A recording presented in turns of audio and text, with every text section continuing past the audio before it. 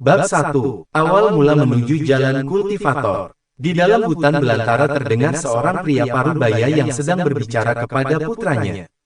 Chen Feng, ayah akan masuk ke dalam hutan untuk mencari kayu bakar, mungkin ayah agak lama. Jadi kau jangan terlalu jauh mencari jamurnya. Cari secukupnya saja untuk makan kita malam ini, ucap ayah Chen Feng yang sudah bersiap-siap untuk melangkah pergi. Chen Feng yang mendengar peringatan dari sang ayah pun langsung mengangguk cepat. Iya ayah, ayah juga harus berhati-hati saat berada di dalam hutan, jawab Chen Feng kepada ayahnya. Dan setelah melihat kepergian sang ayah, tak lama kemudian Chen Feng juga melangkah pergi menuju ke sisi hutan yang lain untuk mencari jamur yang dia inginkan. Jamur di dalam hutan terlihat sangat banyak, sehingga Chen Feng merasa gemas ingin segera mengambil jamur itu sebanyak-banyaknya.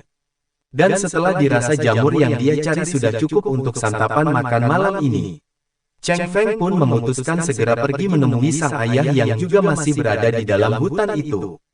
Saat sedang menyusuri hutan belantara menuju ke tempat keberadaan sang ayah, tiba-tiba saja tanpa sengaja Chen Feng malah terperosok masuk ke dalam sebuah lubang yang sangat dalam. Sungguh Chen Feng merasa terkejut, tapi dia juga heran karena ketika jatuh dan masuk ke dalam lubang itu, tubuhnya tidak mengalami luka sedikit pun. Chen Feng yang panik mulai melihat ke sekeliling untuk mencari jalan keluar dari dalam lubang itu. Chen Feng mencoba memanjat ke atas, akan tetapi ia selalu gagal karena lubang itu terlalu dalam. Sehingga berulang kali ia hendak naik ke atas dia pun selalu terjatuh. Aduh, bagaimana aku bisa keluar dari lubang ini? Tanya Chen Feng di dalam hatinya, aku tidak ingin ayah sampai khawatir karena mencari keberadaanku, ucap Chen Feng kembali. Hingga tak kemudian, tiba-tiba saja ada suara lemah yang terdengar dari kejauhan. Hai anak muda, kemarilah jika kau ingin keluar dari lubang ini. Chen Feng terkejut setengah mati mendengar suara itu. Dia mencoba menelisik sekitar lubang untuk mencari suara siapa itu. Siapa? Suara siapa itu? Tanya Chen Feng tanpa rasa takut sedikit pun. Kemarilah nak, di belakangmu, jawab suara itu yang terdengar tua dan lemah. Chen Feng pun menoleh ke belakang, tapi yang dia lihat hanya ada dinding batu yang berada tepat di belakangnya. Kemudian Chen Feng dengan berani bertanya kepada asal suara itu. Siapa di sana? Tanya Chen Feng penasaran. Di sini nak, ayo sentuhlah dinding batu itu, perintah suara tersebut kepada Chen Feng. Dan dengan berhati-hati Chen Feng pun menyentuh dinding batu itu, dan hingga detik kemudian. Kraineng, tiba-tiba saja hanya dalam sekejap mata Chen Feng sudah berada di tempat yang berbeda. Chen Feng benar-benar merasa terkejut, kaget, sekaligus heran, melihat situasi yang dia alami. Akan tetapi, belum selesai rasa terkejutnya, tiba-tiba Chen Feng dikejutkan kembali dengan munculnya suara tawa yang sangat menggelegar. Hahaha, hahaha, bagus anak muda, setelah sekian ribu tahun, aku dapat melihat makhluk lain, hahaha. Petik 2. Kemudian Chen Feng melihat sekeliling tapi dia tidak menemukan siapapun, lalu Chen Feng kembali bertanya. Siapa di sana yang berbicara? Setan, hantu, atau apapun itu muncullah. Aku tidak takut, teriak Chen Feng dengan lantang. Bagus anak muda, memang harus begitu semangat anak muda. Tidak mengenal takut akan apapun, sangat cocok sebagai penerusku, ucap suara itu kepada Chen Feng. Tiba-tiba samar-samar muncul seberkas sinar yang berubah menjadi bayangan seorang pria tua, namun terlihat sangat gagah. Chen Feng yang melihat kehadiran bayangan itu pun langsung bersiap-siap sambil memegang sebuah batu di tangannya. Siapa kamu? Tanya Chen Feng tanpa rasa takut sedikit pun. Kemudian bayangan tua itu pun berkata kembali, tenang anak muda, aku tidak akan menyulitkanmu, justru aku akan membantumu untuk keluar dari tempat ini. Dengan perasaan tidak ada kecurigaan di hatinya, Chen Feng pun bertanya kepada sosok bayangan itu, apa benar kakek akan membantuku? Kalau begitu bantulah aku agar dapat keluar dari tempat ini. Aku tidak ingin membuat ayahku menjadi khawatir karena mencariku.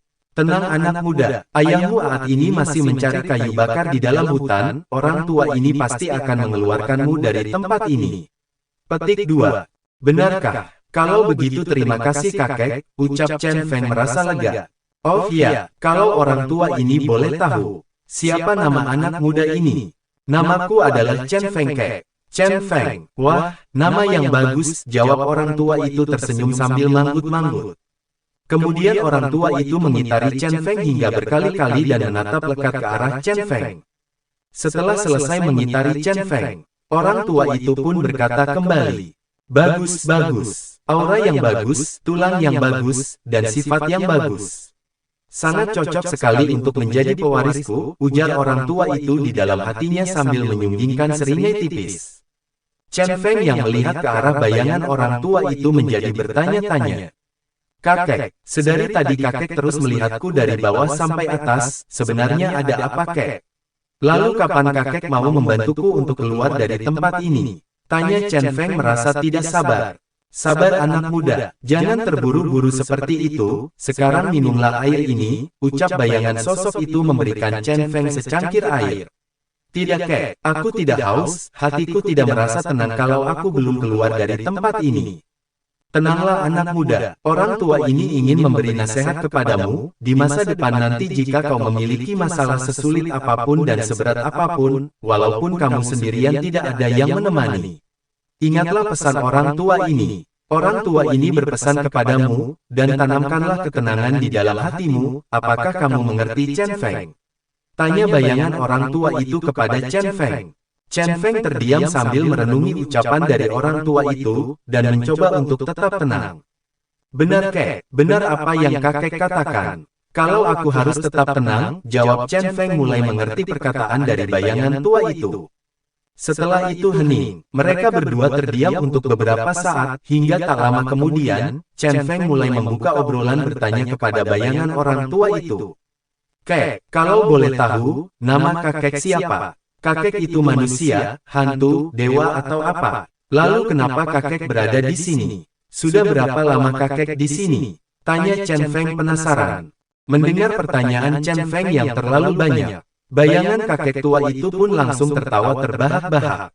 "Hahaha, hahaha. Sabar anak muda, jangan terburu-buru. Orang tua ini pasti akan memberitahumu satu persatu. Nama orang tua ini adalah Ji Liusan. Soal siapa orang tua ini, belum saatnya kamu mengetahuinya, karena kamu belum memperoleh kekuatan untuk mengetahuinya." Chen Feng mengangguk mendengar jawaban dari bayangan orang tua itu. "Jadi, aku harus memanggilmu apa kek?" tanya Chen Feng kembali. "Pertanyaan yang bagus anak muda, inilah salah satu syarat untuk kakek mengeluarkanmu dari sini." Mendengar perkataan kakek tua itu Chen Feng terdiam, dan bergumam di dalam hatinya. "Apa sih maksud kakek ini?" tanya Chen Feng merasa bingung.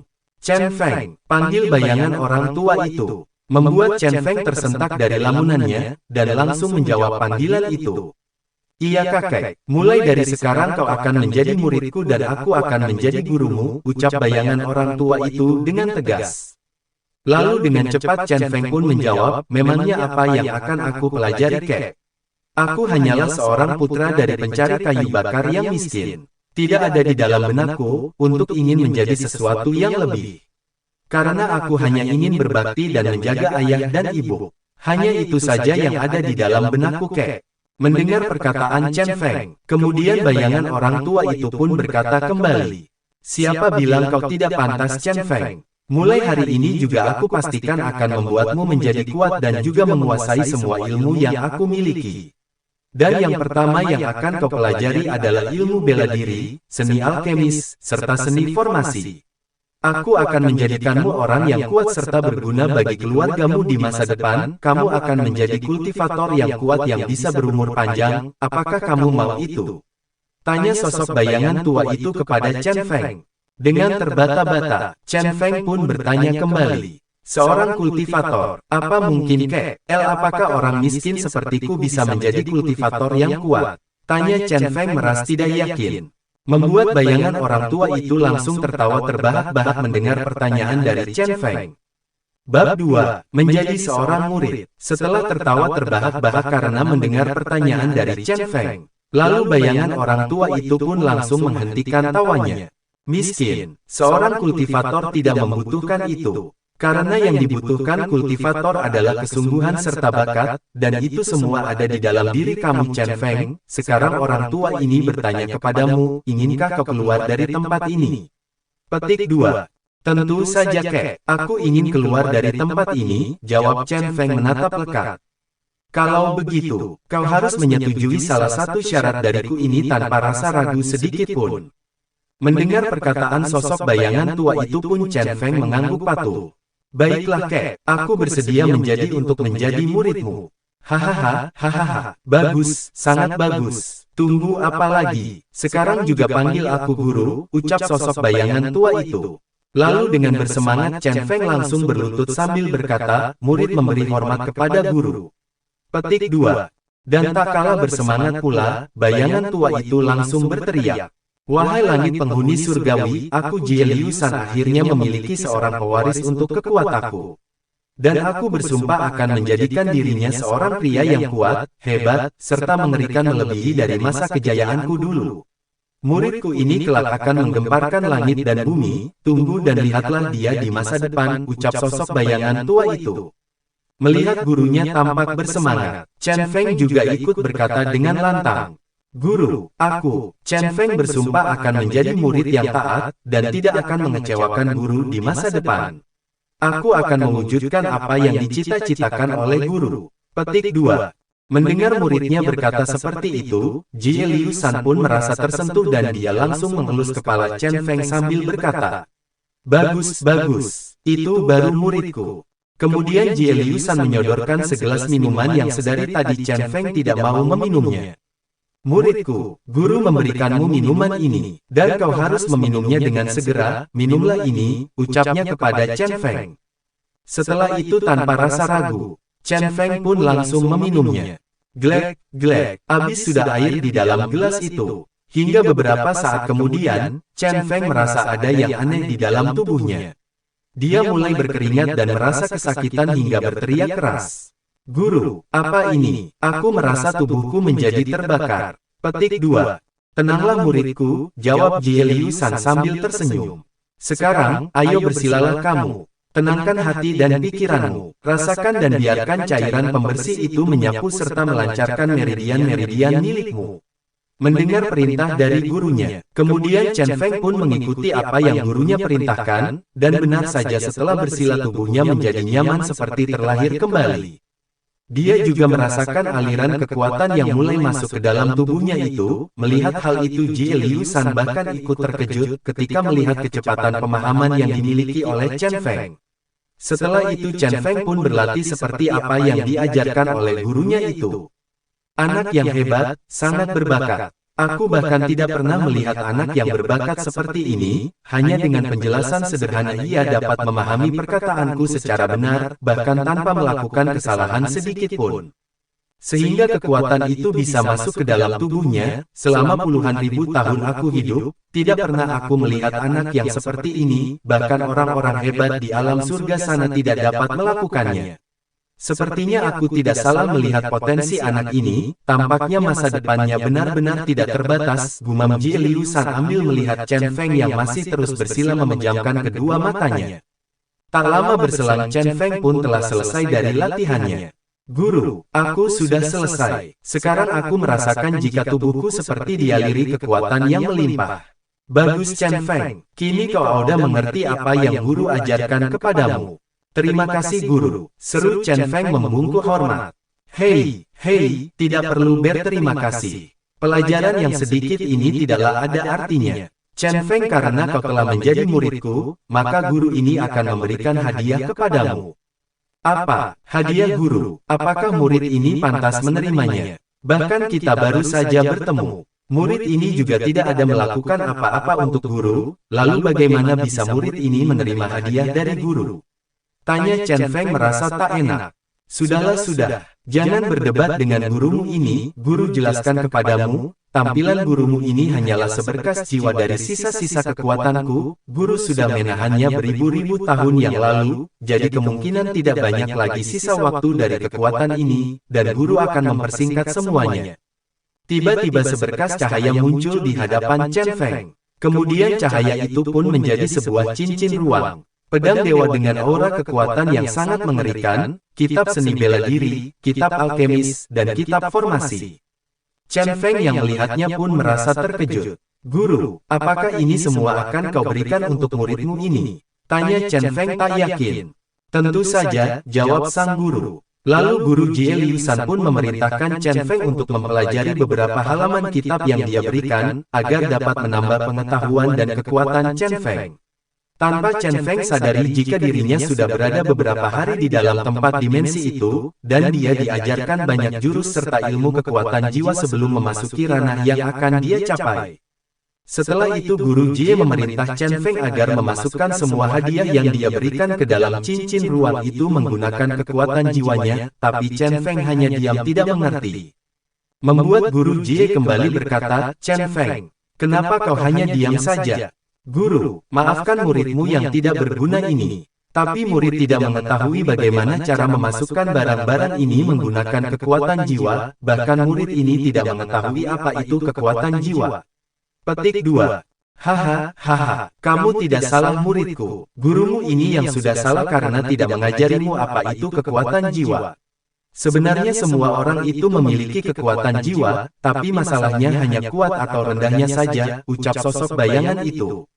Kemudian guru Jie pun mendekati Chen Feng dan meletakkan jari telunjuknya ke dahi Chen Feng, sehingga seberkas cahaya masuk ke dalam pikiran Chen Feng. Chen Feng merasa seakan-akan bisa melihat jauh ke depan, meningkatkan pendengarannya jauh dari manusia normal lainnya. Lalu guru Jie pun berkata kepada Chen Feng, Chen Feng, kekuatan jiwa guru sudah banyak berkurang, jadi hanya bisa memberimu sedikit kekuatan, maafkan guru Chen Feng. Guru, Chen Feng lah yang harusnya meminta maaf. Apa yang telah guru berikan hari ini, murid ini tidak bisa membalasnya, ucap Chen Feng setelah selesai menerima sedikit kekuatan dari gurunya. Untuk saat ini, guru rasa cukup sampai di sini.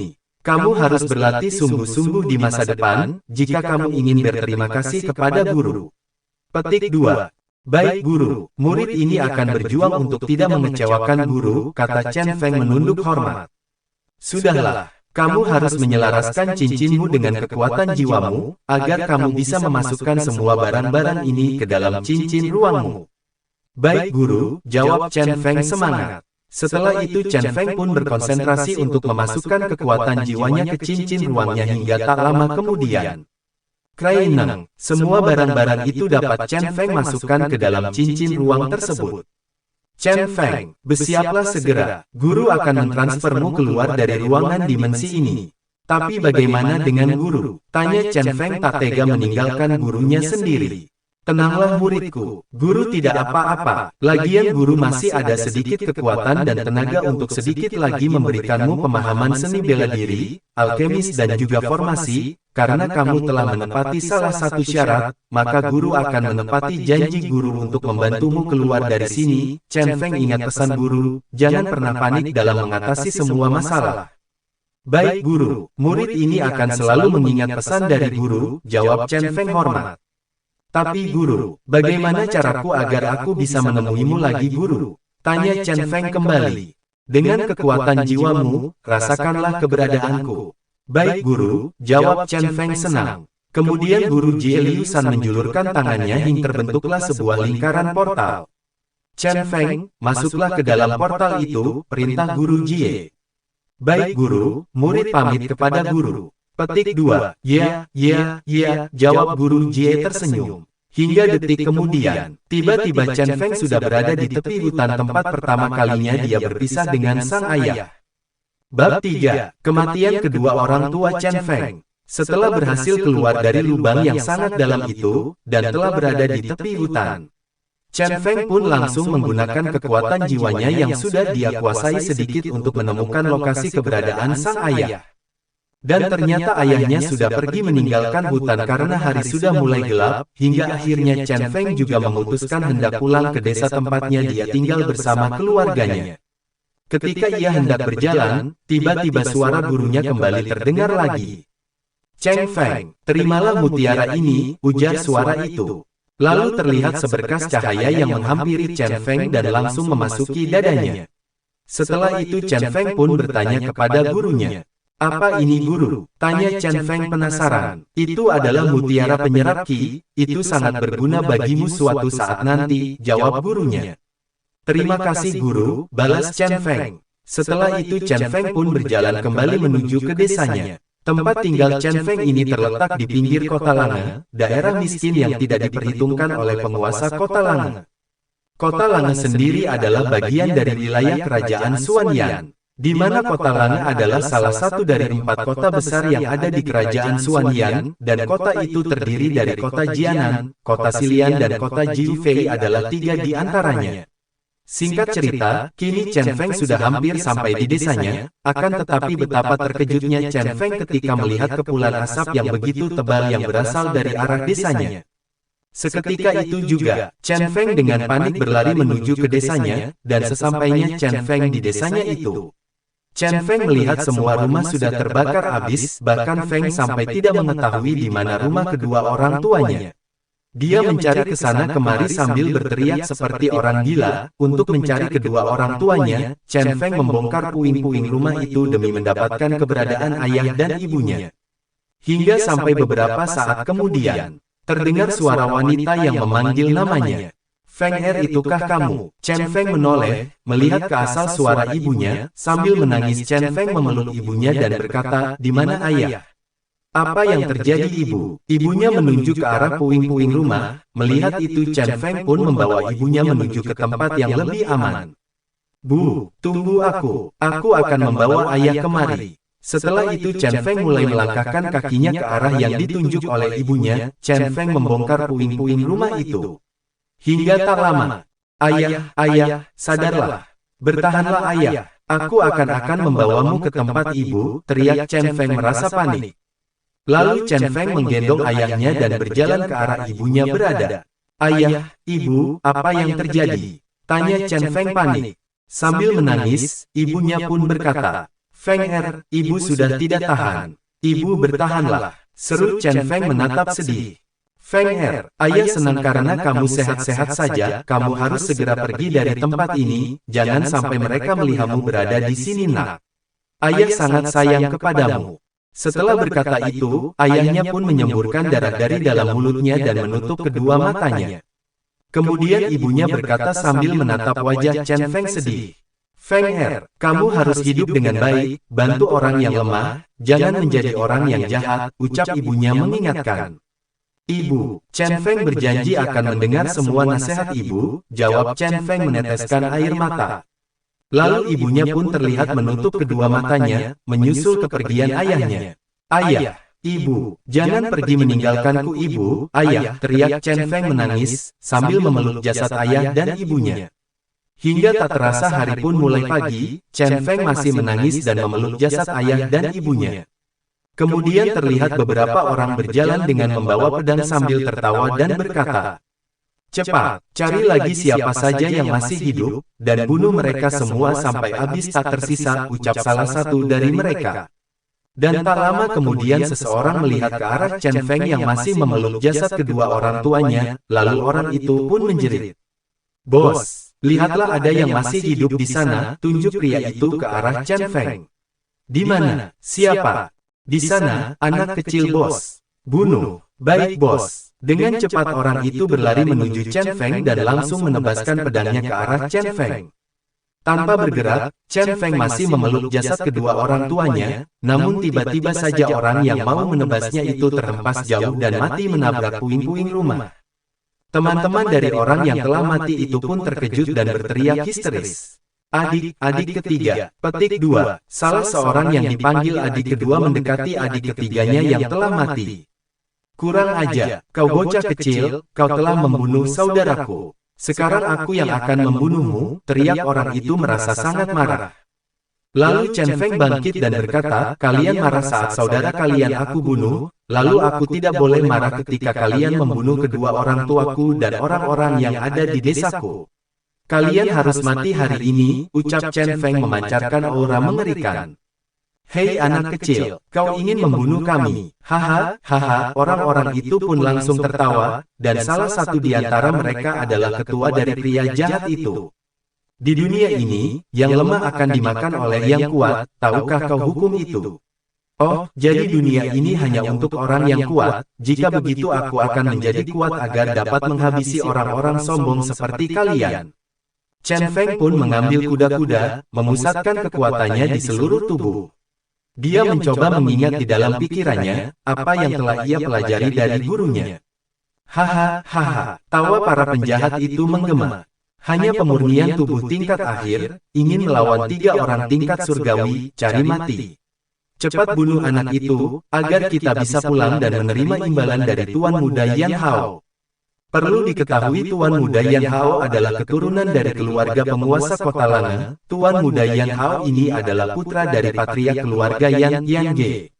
Dengan kultivasi jalan surgawi tingkat akhir, kemudian salah satu dari penjahat itu hendak menyerang Chen Feng. Tapi tiba-tiba Chen Feng sudah menghilang, membuat mereka semua terkejut. Di mana dia? Di mana anak itu? Tanya bos dari penjahat itu. Tanpa dia sadari jika Chen Feng sudah berada di belakangnya dan dengan cepat tangan Chen Feng sudah mendarat di kepala bos penjahat itu, dan seketika bos penjahat itu pun mati. 2 orang yang tersisa merasa sangat ketakutan, dan hendak berlari, tapi Chen Feng langsung melesat ke arah mereka dan duar. Hantaman Chen Feng mengenai tubuh mereka berdua pun tersungkur ke tanah dan memelas memohon ampun. Jangan mendekat, jangan bunuh kami hanya diperintahkan, ucap mereka memohon. Chen Feng tidak peduli, dia langsung menghantam salah satu dari mereka, membuat penjahat satunya lagi langsung tewas. Tuan jangan bunuh aku akan memberikan apapun yang kau mau, kami hanya orang suruhan, Tuan Muda Yang Holah yang bertanggung jawab. Kenapa kalian membunuh keluargaku? Cepat jawab, tanya Chen Feng marah. Iya Tuan, saya akan menjawabnya, karena ada tambang batu spiritual merah di gunung yang ada di desa ini Tuan. Keluarga Yan dari kota Langa takut kalau banyak orang yang tahu dan akan menjadi masalah, jadi kami diperintahkan untuk membunuh penduduk di desa ini Tuan. Belum selesai berbicara, Chen Feng langsung membunuh penjahat itu. Bro, bab 4, tekad kuat Chen Feng. Selesai melakukan pembunuhan itu, Chen Feng terduduk terkulai lemas, sambil menangis dan meratapi kejadian yang tak terduga yang telah menimpa desa dan juga keluarganya. Setelah itu dia membawa jasad kedua orang tuanya menggunakan gerobak kuda menuju masuk ke dalam hutan. Sesampainya di hutan Chen Feng pun langsung memanggil gurunya. Guru, panggil Chen Feng. Hingga tak lama kemudian, pintu portal pun terbuka dan Chen Feng membawa jasad kedua orang tuanya memasuki pintu portal tersebut. Setelah masuk ke dalam portal, Guru Ji Liu San bertanya kepada Chen Feng. Apa yang telah terjadi muridku? Mendengar pertanyaan itu, Chen Feng langsung menjawab dan menceritakan semua yang telah menimpa desa dan juga kedua orang tuanya. Dan hal itu tentu saja membuat sang guru merasa sangat marah. Biadab, sungguh biadab mereka semua. Hanya demi batu spiritual, mereka tega menghilangkan begitu banyak nyawa. Teriak sang guru. Guru, sebenarnya apa manfaat dari batu spiritual itu? Sehingga mereka harus menghabisi kedua orang tuaku dan juga para warga desa. Tanya Chen Feng merasa penasaran. Lalu Guru Jie pun langsung menjawab pertanyaan dari muridnya itu. Chen Feng, batu spiritual itu mengandung banyak manfaat bagi seorang kultivator. Dia dapat menguatkan pondasi dari ranah itu sendiri, dan batu spiritual juga memiliki harga yang sangat mahal. Oh, pantas saja jika mereka sangat menginginkan batu itu guru.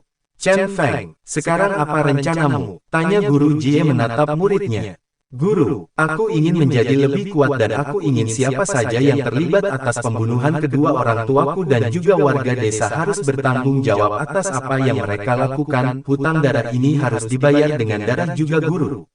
Bagus muridku, kalau begitu dengan sisa dari kekuatan jiwa yang tinggal sedikit ini, aku akan memberitahumu apa-apa saja yang terpenting untuk menjadi seorang kultivator terkuat, dan sebelum itu kita kuburkan dulu jasad kedua orang tuamu ini. Baik guru, jawab Chen Feng hormat. Setelah itu Chen Feng mulai melangkah untuk mendekati kedua jasad orang tuanya. Ayah, ibu, maafkan aku anakmu yang tidak berbakti ini, yang tidak bisa membalas dan melindungi kalian berdua, tapi anakmu ini berjanji akan membalas setiap tetes darah yang telah kalian tumpahkan. Akan aku musnahkan mereka semua. Selamat jalan ayah, ibu, aku selalu menyayangi kalian berdua, ucap Chen Feng kepada jasad kedua orang tuanya.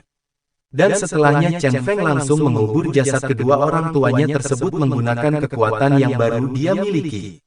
Setelah selesai, Chen Feng kembali menatap ke arah sang guru, ia memasang wajah yang sangat sangar dan penuh semangat. Ayo guru, kita mulai pelatihan ini. Aku ingin menjadi kuat agar orang-orang seperti ayah dan ibuku tidak menjadi korban dari yang kuat. Baiklah murid, tapi sebelum kita memulai pelatihan ini, kau harus menguasai ilmu alkemis terlebih dahulu, karena selain bakat dan kerja keras, salah satu faktor penunjang bagi seorang kultivator adalah pil yang bermutu tinggi. Dalam membuat pil, kau pun harus tahu cara, bahan obat dan teknik apa itu yang akan digunakan, kata Guru Jie. Baik guru, aku siap, jawab Chen Feng mengangguk. Dan setelah itu Chen Feng mulai berlatih diajarkan oleh sang guru, bahkan dia menghabiskan waktu yang lumayan lama, hingga tanpa terasa, hari mulai berganti hari, malam berganti malam, dan siang berganti siang, sampai akhirnya tidak terasa sudah 3 bulan lamanya Chen Feng melakukan retret, dan kini waktunya untuk Chen Feng membuka matanya. Guru Ling Ying yang melihat kerja keras Chen Feng pun merasa sangat bangga terhadap muridnya itu. Bagus, awal yang bagus, kamu telah menyentuh ranah awal jalan surgawi Chen Feng. Jalan surgawi itu apa guru? Tanya Chen Feng penasaran. Jalan surgawi adalah ranah di dalam dunia kultivator Chen Feng. Adapun ranah pertama ialah ranah pemurnian tubuh. Pemurnian tubuh itu sendiri mempunyai 3 tingkat. Dan kau telah menyelesaikan ranah pemurnian tubuh itu Chen Feng. Sekarang kau berada di ranah jalan surgawi. Awal ranah jalan surgawi dibagi menjadi 7 tingkat. Setiap tingkatnya memiliki kesulitannya sendiri. Setelah itu ranah martial venerable dibagi menjadi 7 tingkatan. Lalu, ranah martial king juga dibagi menjadi 7 tingkatan. Lalu ranah martial sovereign dibagi juga menjadi 7 tingkatan, dan semua ranah itu bisa dicapai dengan bakat, keberuntungan, tekad, ilmu bela diri, pil obat, dan senjata rahasia ilahi. Kalau salah autor minta maaf ya, masih belajar soalnya. Kau memiliki kesempatan ini Chen Feng, bahkan masih banyak rahasia-rahasia yang ada di alam ini Chen Feng, kau juga bisa mencarinya melalui alam dan situs-situs kuno, karena semua tempat ini adalah peninggalan dari orang-orang kuat dan juga para dewa Chen Feng, jelas Guru Jie panjang lebar. Chen Feng, yang mendengar perkataan terakhir sang guru pun, menjadi sangat penasaran. Peninggalan dewa, apakah mungkin guru? Ada seorang dewa yang muncul ke tempat ini pada zaman dahulu. Tentu saja ada Chen Feng, bahkan aku gurumu ini adalah seorang dewa penguasa di langit sana. Apakah kau percaya itu Chen Feng? Petik 2. Apa? Teriak Chen Feng, jadi guru adalah dewa. Tanya Chen Feng memasang wajah terkejut, lantas kenapa guru bisa berada di sini? Petik 2.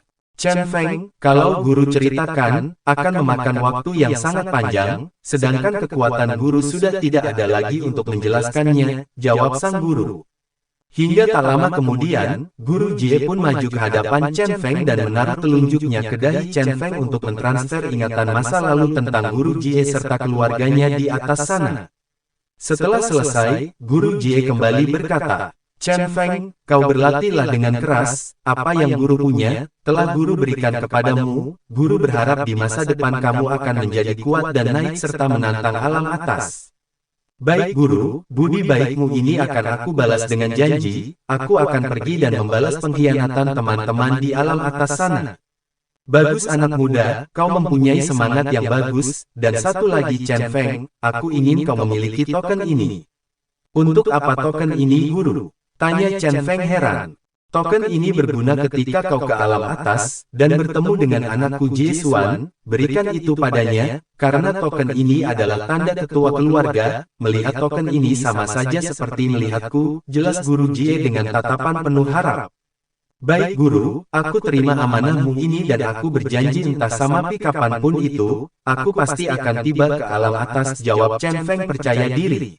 Bab 5. Bertambah kekuatan. Guru Jie Liusan tersenyum senang mendengar perkataan dari muridnya tersebut. Akhirnya setelah ribuan tahun menunggu, dia bisa menemukan seorang pemuda yang mau membalaskan apa yang dia alami di masa lalu, sehingga dirinya dapat pergi dengan perasaan tenang. Lega rasanya, akhirnya aku bisa tenang untuk pergi, selanjutnya semua akan aku serahkan kepadamu muridku.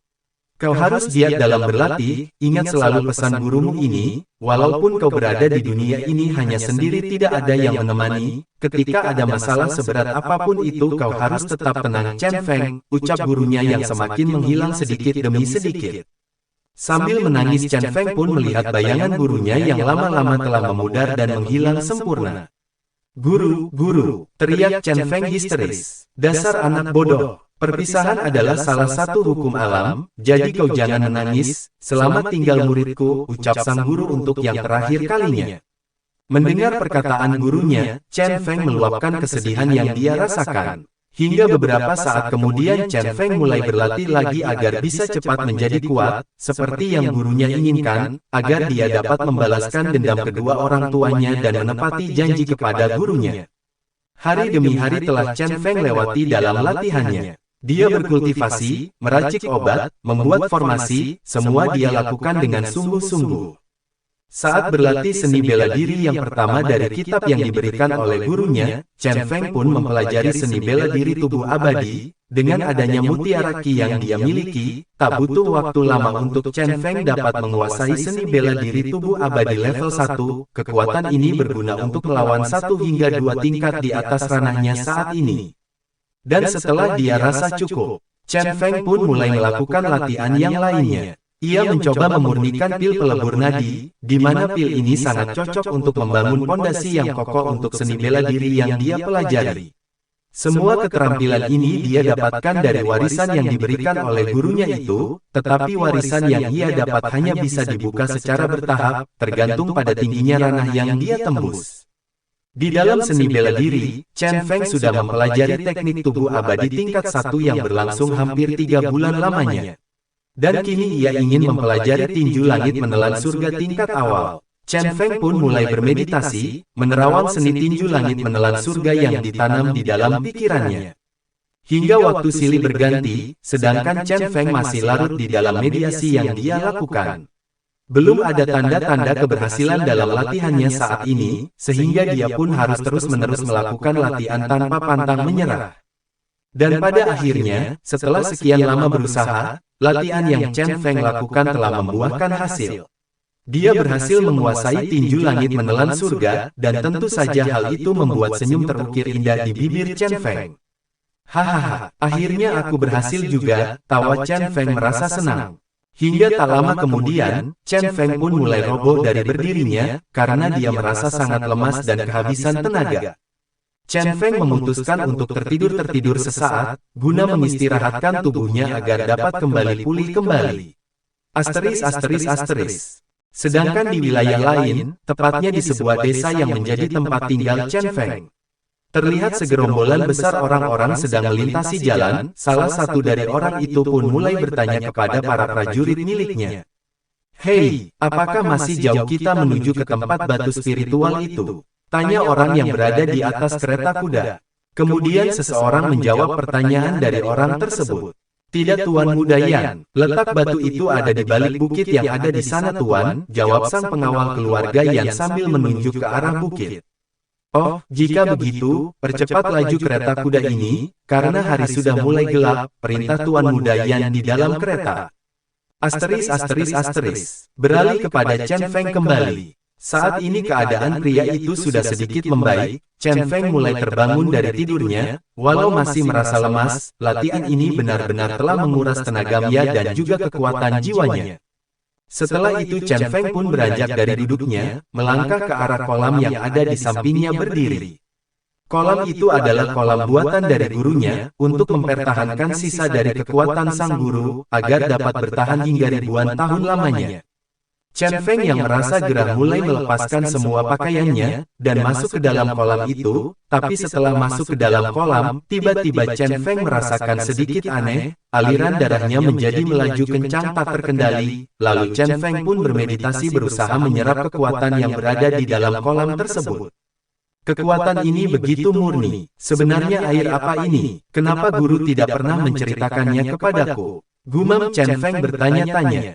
Hingga tak lama kemudian Chen Feng mulai tenggelam ke dalam kultivasinya, menyerap kekuatan yang ada di dalam kolam itu agar masuk ke dalam pori-pori tubuhnya.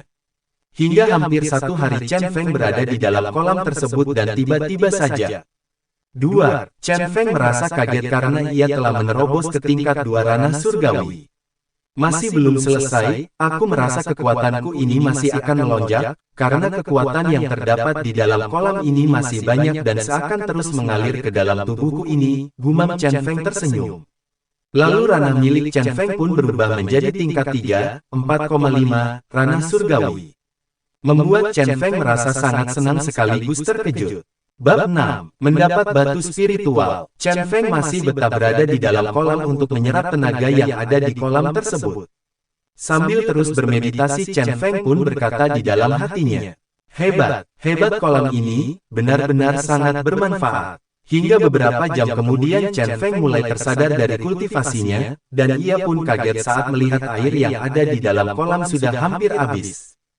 Tidak, bagaimana mungkin air di dalam kolam ini hampir habis? Tanya Chen Feng merasa heran. Tapi apa ini? Apakah ini yang dinamakan batu spiritual? Tanya Chen Feng kembali melihat sebuah batu di dalam kolam tersebut.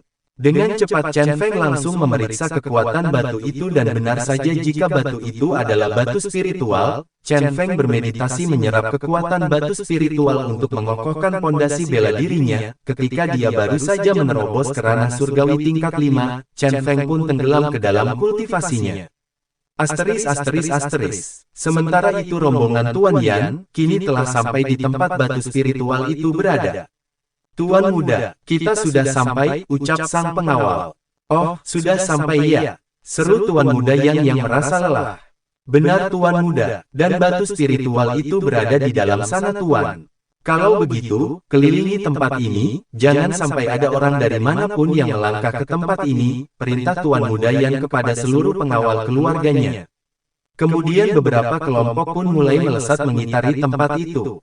"Tuan muda, kita harus membuat pos di pintu masuk ini," kata orang tua yang ada di samping Tuan muda Yan. Dia adalah penatua di keluarga Yan yang bernama Yan Ji. Kultivasinya sudah di ranah 7 awal surgawi. Orang tua itu cukup kuat, karena tambang batu spiritual cukup penting, maka keluarga Yan harus mengirim seorang kultivator kuat untuk menjaga tambang itu.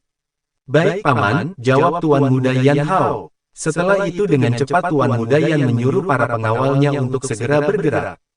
"Hai kalian semua, buat barikade di depan pintu masuk ini, dan yang lain ayo masuk ke dalam bersamaku." "Baik Tuan muda," jawab mereka kompak. Di lain sisi, saat ini Chen Feng sudah berhasil menyerap batu spiritual dan ia merasa tubuhnya dialiri dengan begitu banyak kekuatan. Membuat Chen Feng menggerang senang. "Haha, petik 2. Suara Chen Feng langsung menggelegar seperti sebuah gempa bumi, sampai-sampai orang-orang dari keluarga yang merasakan getaran itu. "Getaran apa ini? Apakah ini gempa bumi?" tanya rombongan keluarga Yan. "Paman, apa ini?" tanya Tuan muda Yan panik. Paman Yan Ji hanya diam, dan setelah itu mulai menjawab pertanyaan Tuan muda Yan.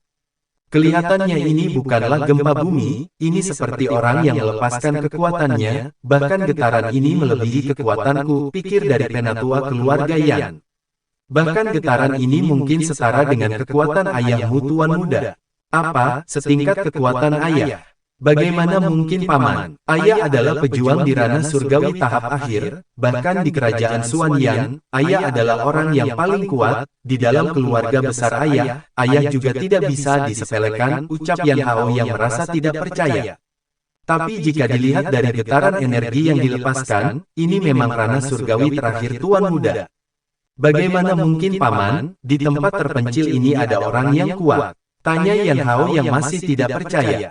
"Sudahlah tidak apa-apa, kalau memang ada orang kuat di sini, bagaimana mungkin dia bisa mengganggu kita? Memang dengan nama besar nama Tuan muda, siapa yang tidak mengenal keluarga Yan?" jelas Paman Yan Ji menenangkan sang Tuan muda.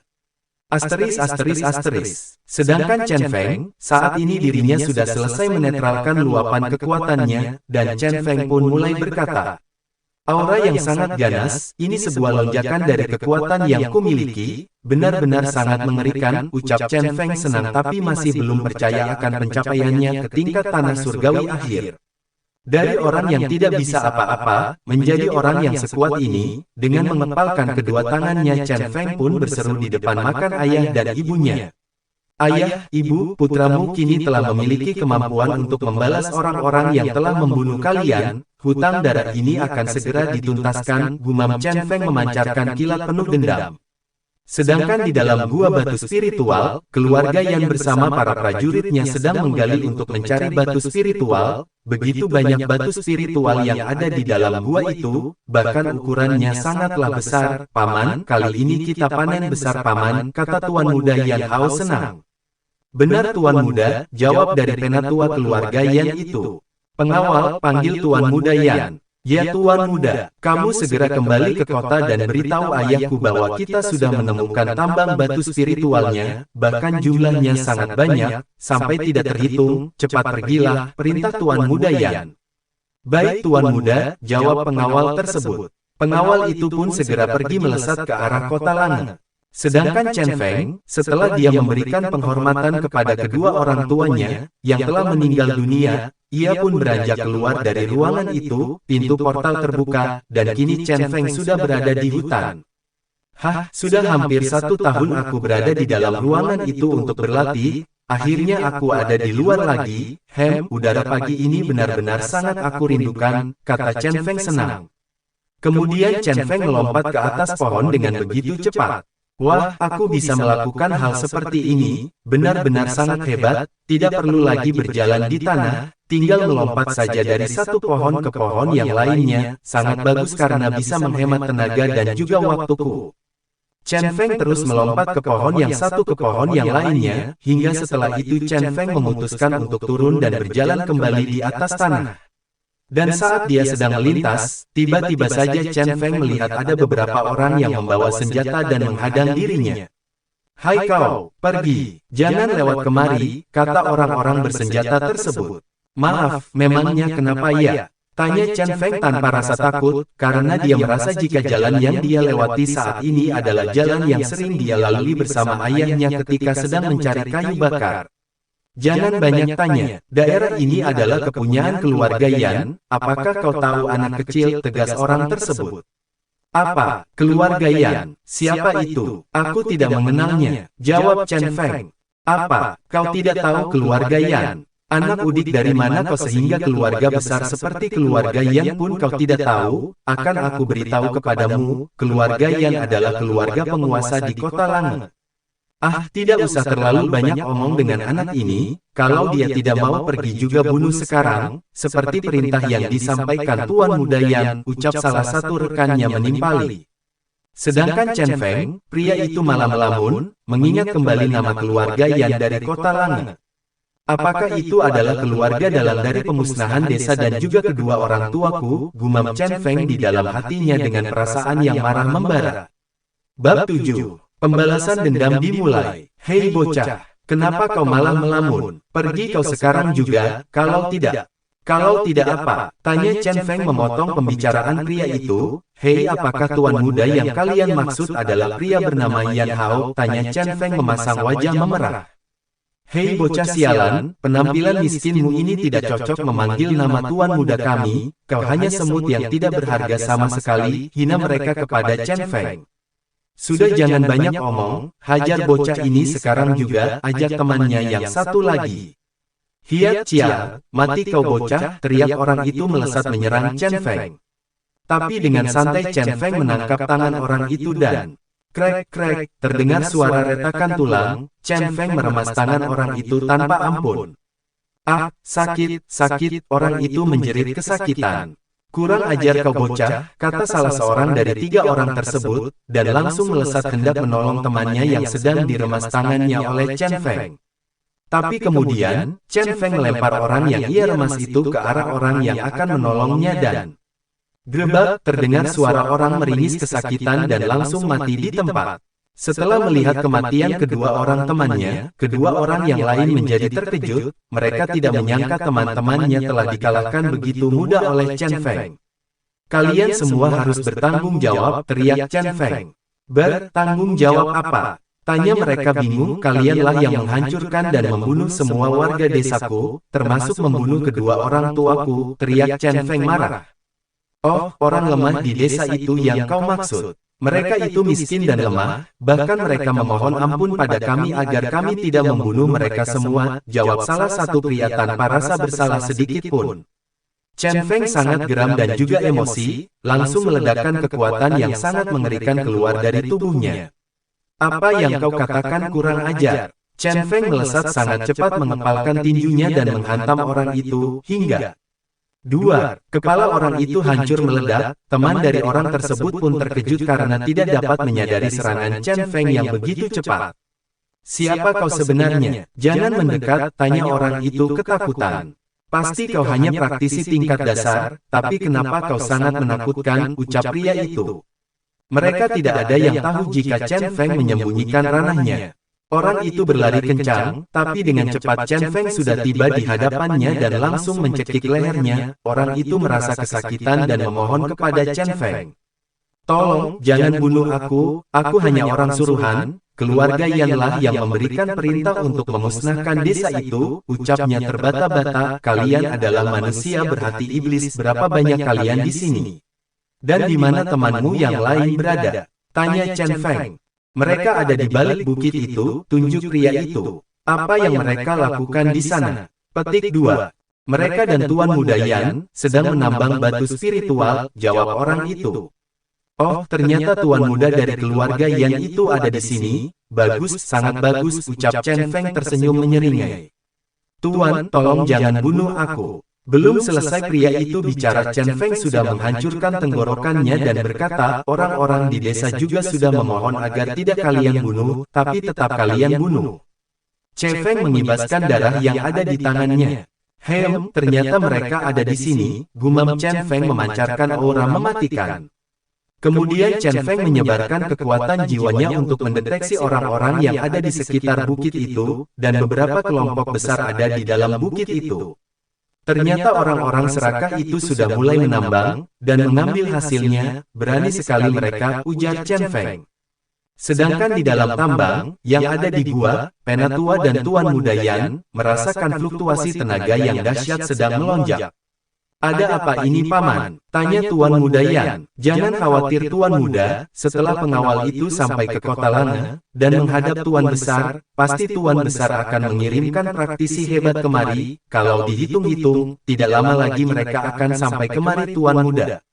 Baiklah, jika begitu ayo kita lanjutkan kegiatan kita, kata Tuan Muda Yan. Kembali ke Chen Feng, saat ini pria tanggung itu sedang menyusun rencana untuk menghancurkan rombongan-rombongan kecil terlebih dahulu. Aku akan menyerang yang ada di sekeliling bukit ini dulu, barulah aku akan menyelinap ke dalam tambang itu, pungkas Chen Feng.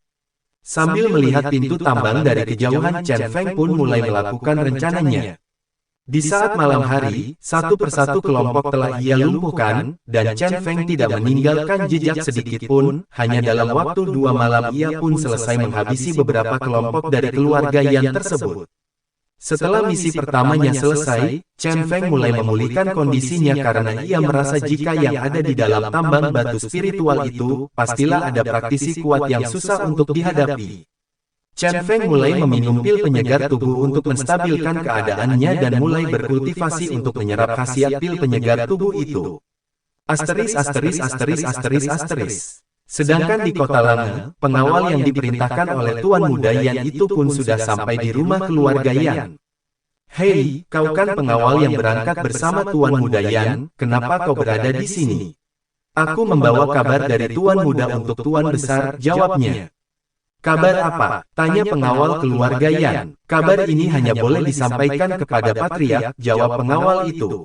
Cepat, ini kabar mendesak, kalau telat kau tidak bisa menanggungnya, ancam pengawal itu. Dengan geram penjaga itu pun membiarkan pengawal Tuan Muda Yan untuk masuk ke dalam. Lalu pengawal itu langsung melangkah menuju ke arah aula tempat Patriark berada. Penjaga pintu aula bertanya kepada pengawal itu. Hei, ada urusan apa? Di dalam sedang ada pertemuan Patriark dengan para tetua. Maaf, saya adalah pengawal yang ikut Tuan Muda Yan untuk mencari tempat asal batu spiritual berada. Ya, ada apa kau kemari? Tanya penjaga aula. Aku ingin memberitahukan bahwa Tuan Muda Yan telah berhasil menemukan tambang batu spiritual itu, jawab pengawal tersebut. Oh, kalau begitu segera masuk ke dalam. Kata penjaga itu yang langsung mengantarkan pengawal itu masuk ke dalam aula untuk bertemu dengan Patriark. Krek, suara pintu terbuka, dan penjaga itu meminta izin. Maaf Patriak ada. Belum selesai penjaga itu berbicara, salah seorang tetua bernama Yan Luo, tetua kedua dari keluarga Yan, langsung marah kepada penjaga tersebut. Lancang sekali kau, apakah kau tidak melihat jika pertemuan sedang berlangsung? Apa yang membuatmu berani masuk? Tanya tetua itu marah. Sudah-sudah, suara tetua yang lainnya menengahi, dia adalah tetua ke-1 yaitu Yan Do. Kemudian Patriak Yan An pun bersuara. Ada apa penjaga? Tanya Patriak Yan An. Maaf Patriak, hamba membawa laporan, jawab penjaga itu menunduk hormat. Bab 8. Chen Feng berhasil menyusup. Laporan apa yang ingin kau sampaikan kepada kami semua penjaga? Tanya Patriak Yan An kembali. Lapor Tuan, pengawal yang pergi bersama Tuan Muda yang telah kembali dan ingin bertemu Patriak. Apa? Teriak Patriak terkejut dan langsung berpikir di dalam hatinya, ada apa? Apakah Yan Hao dalam masalah? Petik 2.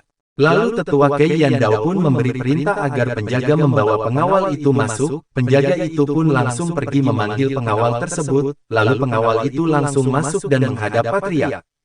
Salam hormat saya Patriak, sembah pengawal itu. Ya, jawab Patriak, kau membawa kabar apa? Apakah putraku Yan Hao mengalami masalah ataupun kesulitan? Petik 2. Tidak Tuan Besar, Tuan Muda tidak kenapa-kenapa, beliau dalam keadaan aman, jawab pengawal itu. Jadi kau membawa kabar apa? Tanya Patriak Yan kembali. Lapor Tuan Besar, Tuan Muda telah berhasil menemukan tambang batu spiritual itu Tuan Besar. Benarkah? Jawab Patriak tersenyum senang. Hingga ruangan aula itu pun terdengar riuh gembira dengan laporan dari pengawal itu. Bagus kata tetua Yan Dao, lalu sekarang bagaimana dengan situasinya saat ini? Tanya Patriak Yan. Tuan Muda dan tetua Yan Ji sekarang sedang menambang batu spiritual itu Tuan, jawab si pengawal. Baiklah para tetua sekalian, kelihatannya keluarga Yan kita akan segera untung besar kali ini, pungkas tetua ke-1 Yan Dao. Paman, bagaimana jika kita mengirimkan bantuan ke sana agar tidak ada yang mengganggu tambang itu? Tanya Patriak Yan kepada tetua Yan Dao. Itu memang harus, karena godaan dari batu spiritual tidaklah kecil, semua keluarga besar dari kerajaan Suan Yan pasti juga sudah mengetahuinya, jawab tetua Yan Dao. Dan para tetua lainnya pun menyetujuinya. Kalau begitu sekarang aku akan memerintahkan beberapa pasukan untuk membantu Yan Hao di sana, penjaga. Teriak Patriak memanggil.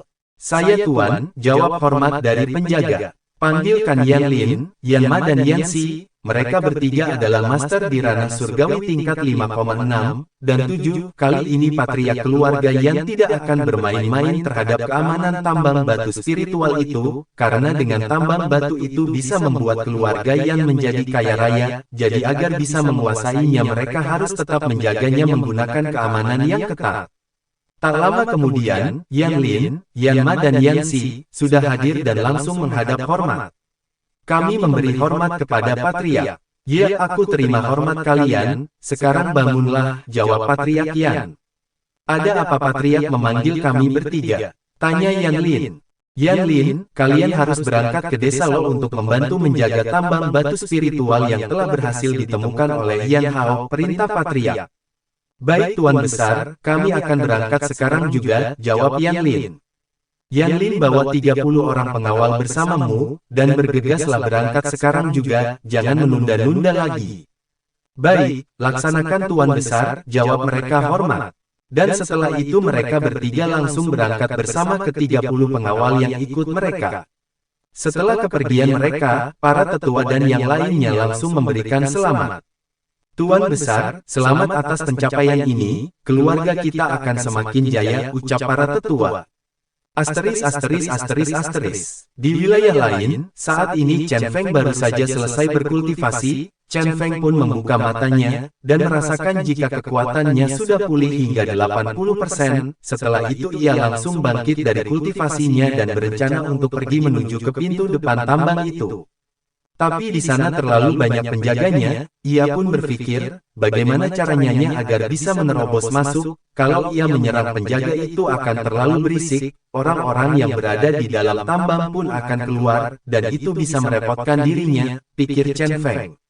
Lalu Chen Feng melihat jasad dari anggota keluarga Yan yang telah mati, tiba-tiba terlintas dalam pikiran Chen Feng untuk menyamar menjadi anggota keluarga Yan. Setelah itu Chen Feng pun langsung mengambil pakaian yang dikenakan oleh jasad itu, dan memakai jubah serta topeng dari mayat anggota keluarga Yan.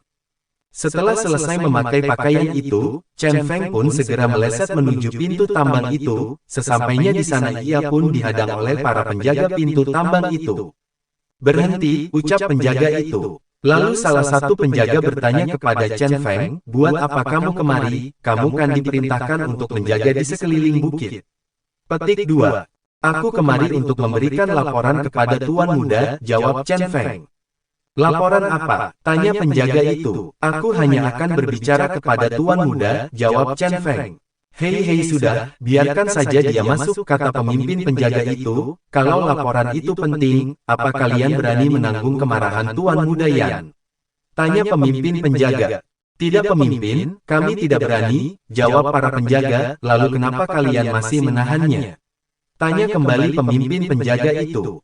"Baik-baik, silakan masuk, tolong jangan mengadu kepada Tuan Muda Yan," kata penjaga itu memohon kepada Chen Feng yang sedang menyamar.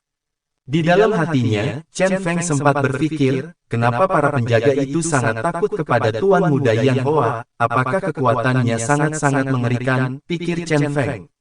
Lalu Chen Feng pun masuk ke dalam tambang, dan ketika ia masuk, Chen Feng melihat orang yang banyak dan merasakan begitu banyak aura yang murni. "Mungkinkah ini aura yang berasal dari batu spiritual itu?" gumam Chen Feng. Kemudian, Chen Feng menyelinap dan mengendap di antara batu-batuan, lalu ia pun menyebarkan kekuatan jiwanya dan kekuatan jiwanya Chen Feng dapat melihat ada dua praktisi kuat. Chen Feng pun bergumam. Pasti di antara mereka berdua, salah satunya adalah Tuan Muda Yan Hao yang berada di ranah surgawi tingkat 5, sedangkan di sampingnya adalah seorang tetua yang berada di ranah surgawi tingkat ke-7, gumam Chen Feng. Dan saat Chen Feng memata-matai mereka, ia merasakan adanya panggilan yang menyeru di dalam kepalanya. "Apa ini? Jantungku berdetak cepat, debaran apa ini? Siapa yang masuk ke dalam pikiranku?" tanya Chen Feng. Lalu Chen Feng menetralisirnya dengan kekuatan jiwanya, tapi tiba-tiba saja debaran itu hilang, membuat Chen Feng kembali bertanya-tanya, "Apa itu tadi ya?" pikir Chen Feng. Lama memikirkan apa yang terjadi tapi tidak menemukan jawabannya, Chen Feng pun memutuskan untuk tidak menghiraukannya lagi, dia kembali fokus kepada kedua orang yang sedang dia amati. "Bagaimana caraku untuk menyerangnya?" gumam Chen Feng. "Baiklah, kalau begitu, aku akan menunggu malam saja, agar lebih sunyi senyap keadaannya," pikir Chen Feng. Hingga tidak terasa hari pun mulai gelap, Tuan Muda Yan Hao memerintahkan para pengawalnya yang mencari tambang untuk beristirahat. "Paman kita juga harus beristirahat," ajak Tuan Muda Yan Hao. "Ayo Tuan Muda, kebetulan hidangan telah disiapkan." "Ayo Paman," ajak Tuan Muda. Mereka berdua pun makan sambil minum anggur, dan berbincang-bincang. "Tuan Muda, ini adalah keberhasilanmu, langkahmu untuk menggantikan posisi patriark di masa depan terbuka lebar," puji tetua kepada Tuan Muda Yan Hao. "Betul Paman, budi baik Paman tidak akan pernah aku lupakan," jawab Tuan Muda. Mereka berdua pun tertawa dengan senang. Hahaha. Petik 2. Di samping itu, para pekerja dan penjaga keluarga Yan Hao pun ikut makan dan minum anggur, tanpa mereka semua sadari jika sudah ada Chen Feng yang berada di balik batu besar itu. Bab 9. Chen Feng berhasil menyerang. Tepat di balik batu besar itu, Chen Feng terus mengamati mereka semua, terlihat jika mereka mulai makan dan minum sambil tertawa bahagia. Chen Feng yang melihatnya pun langsung bergumam di dalam hatinya. "Tertawalah kalian semua, karena malam ini adalah akhir untuk hidup kalian." Senyum jahat langsung muncul di bibir milik Chen Feng. Mereka tidak tahu kalau makanan dan minuman itu telah dicampur racun oleh Chen Feng. "Aku tinggal menunggu reaksi racunnya saja," kata Chen Feng kembali.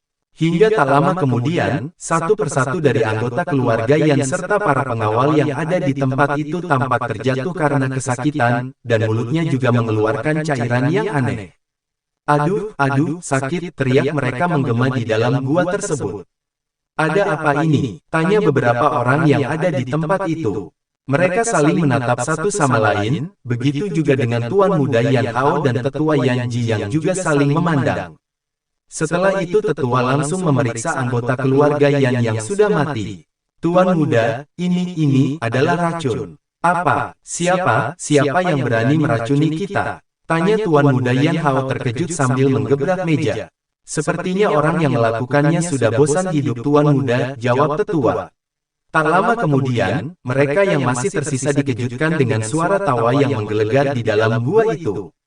Hahaha. Petik 2. Chen Feng pun langsung keluar dari balik batu, membuat mereka semua menatap terkejut dan marah. Siapa kau? Tanya tetua Yan Ji. Aku adalah seorang malaikat yang akan mengirim kalian semua ke alam neraka, jawab Chen Feng menatap tajam. Kurang ajar, lancang sekali mulut kotormu itu bocah sialan, teriak para anggota keluarga Yan sambil menyerang ke arah Chen Feng. Hiat, Chen Feng yang telah diserang pun, hanya diam dan langsung menggerakkan tangannya ke arah mereka semua.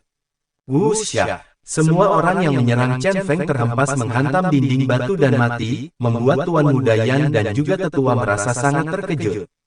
Hei siapa kau? Berani sekali kau membuat masalah dengan keluarga Yan, siapa yang telah membayarmu? Dan berapa kau dibayar? Tanya Tuan muda Yan. Chen Feng hanya diam tidak menjawab, hingga akhirnya tetua Yan Ji ikut menimpali.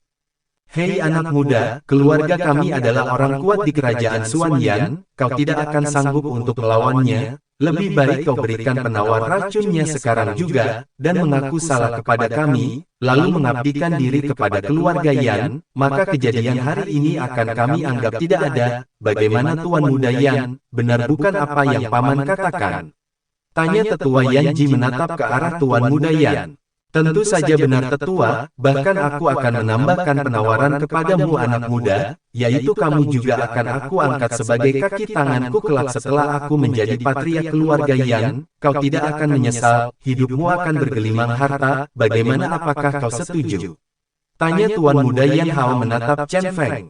Sedangkan Chen Feng hanya terdiam, tapi aura membunuhnya mulai keluar merembes, menyebabkan getaran yang membuat orang-orang yang berada di situ merasa seram yang mencekam.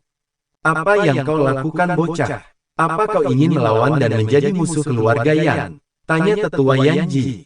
Justru kalianlah yang memulai untuk menjadi musuhku, jawab Chen Feng emosi.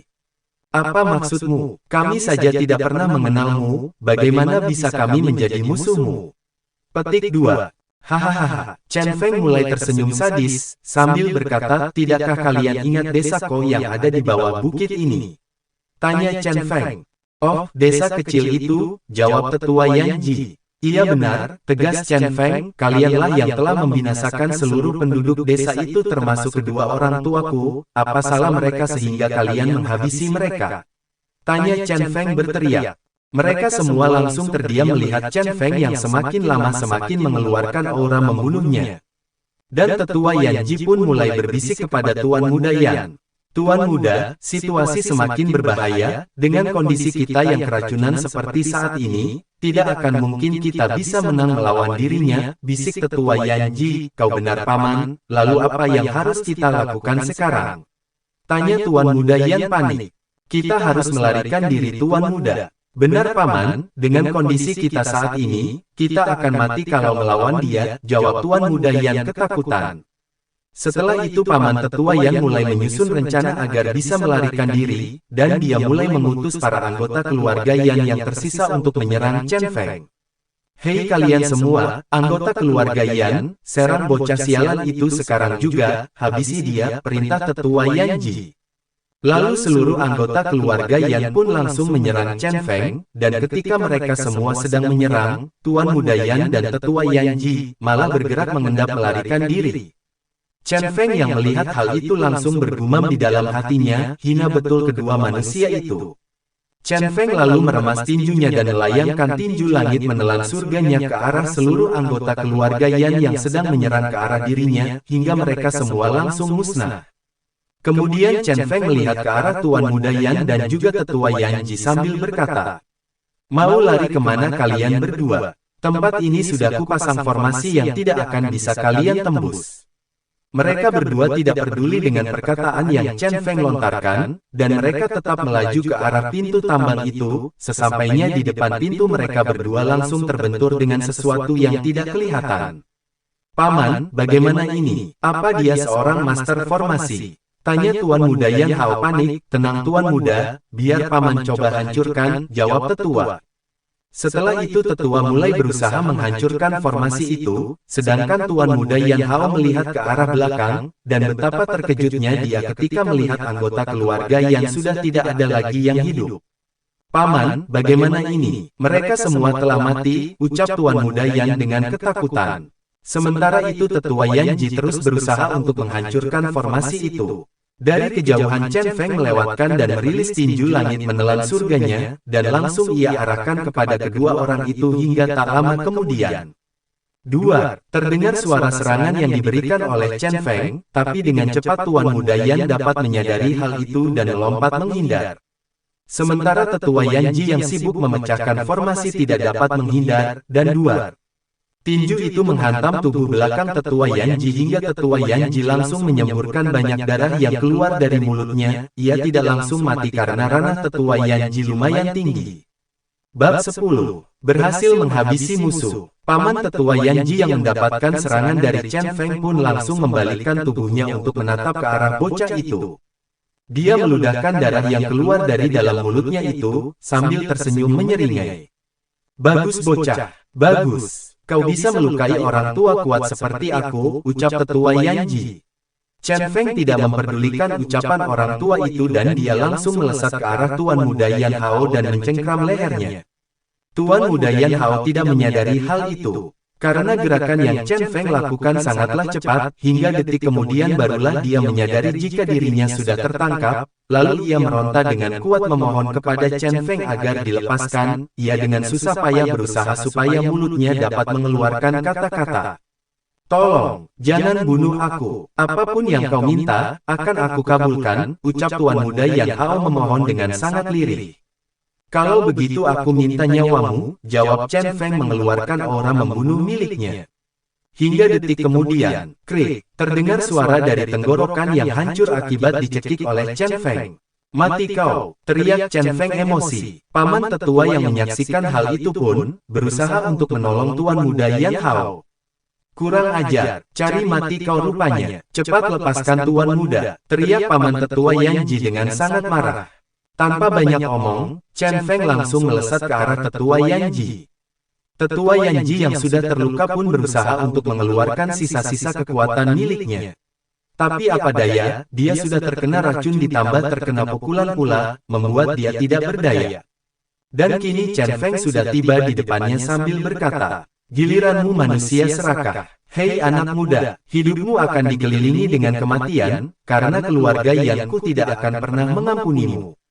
Chen Feng tidak peduli dengan ancaman yang pria itu lontarkan, dan langsung melayangkan pukulan ke arah dada tetua Yan Ji.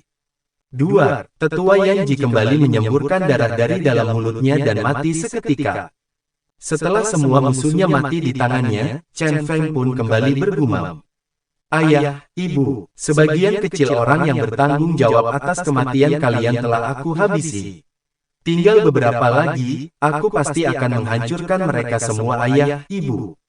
Kemudian Chen Feng pun mengambil cincin penyimpanan miliknya untuk menyerap semua batu spiritual dan memasukkannya ke dalam cincin penyimpanannya itu.